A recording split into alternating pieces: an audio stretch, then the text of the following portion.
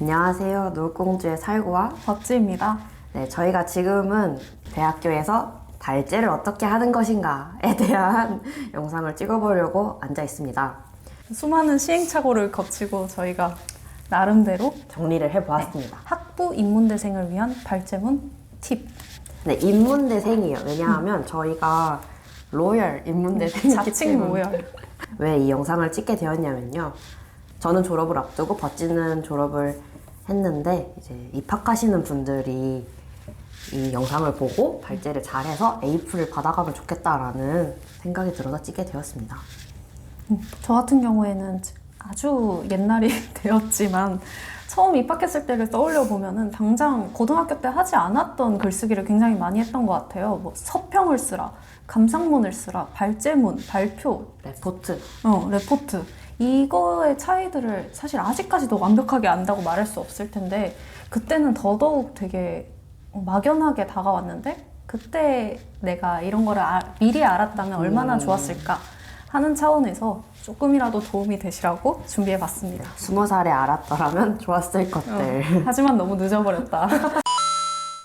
먼저 발제란 무엇인가를 첫 번째로 이야기를 할 건데요.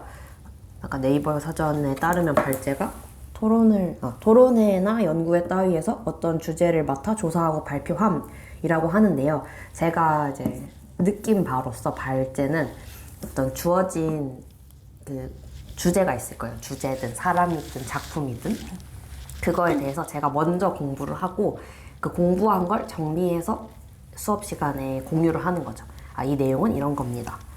거기다가 내 의견을 덧붙여야 된다. 아니면 나의 문제 제기가 필요하다라는 생각들도 지금 있는 것 같아요. 단순히 정보 공유가 아니라 나의 생각은 어떤가. 근데 사실 이거는 학부생 차원에서 적은 조금 리스크는 있는 것 같아요. 그래서 보시고 약간 수업 스타일에 따라서 이 선생님이 이런 거를 좋아하신다 싶으면 하고 아니면 좀 조심스럽다 하면은 안 하셔도. 그리고 아예 수업 초반에 이야기를 하실 수도 있어요. 우리는 뭐 발제 위주로 수업이 진행될 건데 이때는 뭐 단순히 내용 요약뿐만 아니라 뭐 자기 의견에 개진하는 것까지 우리는 지향한다라고 하시면은 몇 가지 내용을 써주시면 되겠고 그게 아니라 그냥 발제를 한다라고만 하시면 내용을 충실하게 준비하는 게 답이 되겠죠. 그래서 사실상 논문을 짜집기 하는 게 발제와 발제문을 쓰는 어떤 방법인 것 같아요. 네. 기본적인 방법.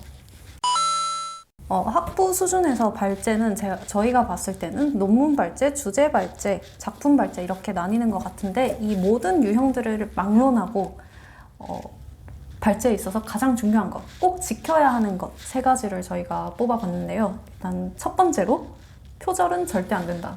그리고 패러프레이즈를 잘하자입니다. 발제문의 수준이 얼마나 좋든 나쁘든 사실 교수님들 입장에서 저희가 아무리 잘 써도 이거는 못 쓴 거예요. 나부랭이죠. 네, 그 와중에 중요한 거는 내가 이 사람의 생각을 훔쳐 쓰지 않았다라는 거. 항상 참고문헌을 밝히자. 그리고 기본적으로 발제는 우리가 이해해서 쓰는 거니까 이거를 그대로 가져오면 복붙하면 절대 안 되고 이 사람의 생각을 내가 이해한 바대로 나의 식대로 패러프레이즈를 해서 써야 한다.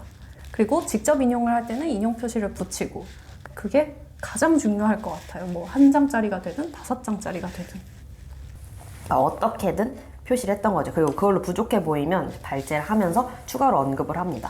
이 부분은 이렇게 표시를 했지만 주된 논의는 뭐 몇 장에서 따왔습니다. 이런 식으로.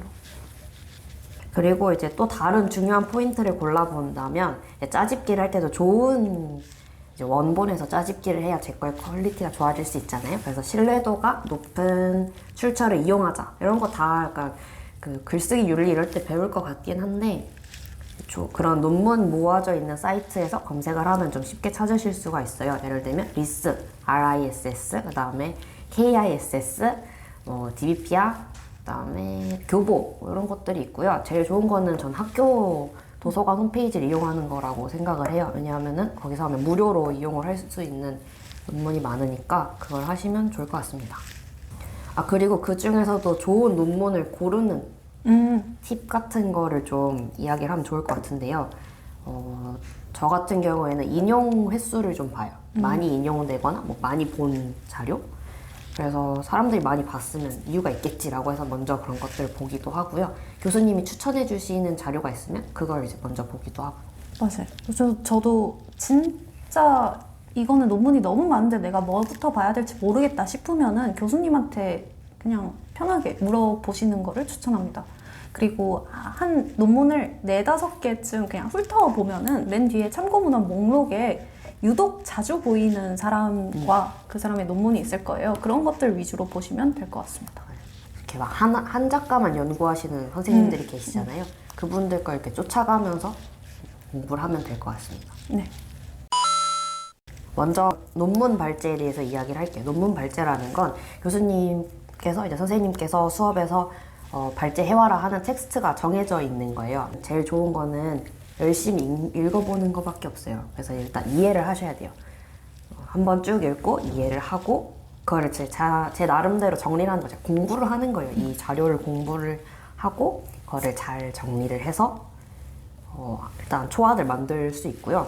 그 다음에는 이 자료를 토대로 연구하신 선생님들의 자료를 보는 거예요.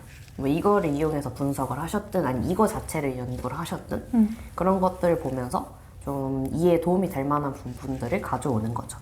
그리고 만약에 좀 문학 이론 같은 자료다 그러면은 예시를 다 넣어서 설명을 해줘도 좋은 것 같아요. 예를 들면은 뭐 전개 방식에 대한 설명이 나왔으면 우리가 알만한 뭐 소설이나 뭐 그런 작품들을 이야기를 하면서 이 전개 방식이 이렇게 사용되는 걸 확인할 수 있다 라고 설명을 해주는 거죠. 두 번째. 네, 두 번째는 이제 주제 발제에 대해서 이야기를 할 건데요. 주제 발제라는 거는 그러니까 뭐 특별히 정해져 있는 논문이나 뭐 작품이나 작가가 없는 경우에요. 그 예를 뭐 무슨 예시가 있을까요? 뭐 일제강점기 하에 뭐 연극의 상황, 뭐 연극계의 상황 뭐 이런 식으로 크게 던져진다거나 아니면은 뭐 남한여초 소설의 형성. 그러니까 사조가 주어진다거나 뭐 러시아 뭐 19세기 리얼리즘 문학 너무 크긴 하네요. 사실 제일 난감한 경우인 것 같아요. 예, 크게 주시면은 제일 막막한데 근데 이걸 타개하는 방법은 여러 가지를 살펴보는 수밖에 없어요. 약간 개론이 될 수 있는 책을 본다거나 아니면 누군가 이제 연구사 정리를 해놓은 자료들을 본다거나 그래서 큰 흐름을 파악을 하는 거예요. 이 주제에서 제일 많이 나오는 논의가 뭐고 아니면 이 주제에서 제일 많이 보이는 키워드라도 찾아내는 거죠. 사실주의를 봤더니 톨스토이 이름이 굉장히 많이 나오더라. 그러면 톨스토이 위주로 정리를 해가는 거죠. 그래서 그러한 논의점들을 찾아내는 게 주제 발제의 핵심이 되는 것 같고요. 그거 방향을 못 찾겠으면 선생님께 여쭤보는 것도 되게 좋아요. 그런 질문에 대해서 나쁘게 반응하시는 선생님은 정말 한 분도 계시지 않습니다. 네.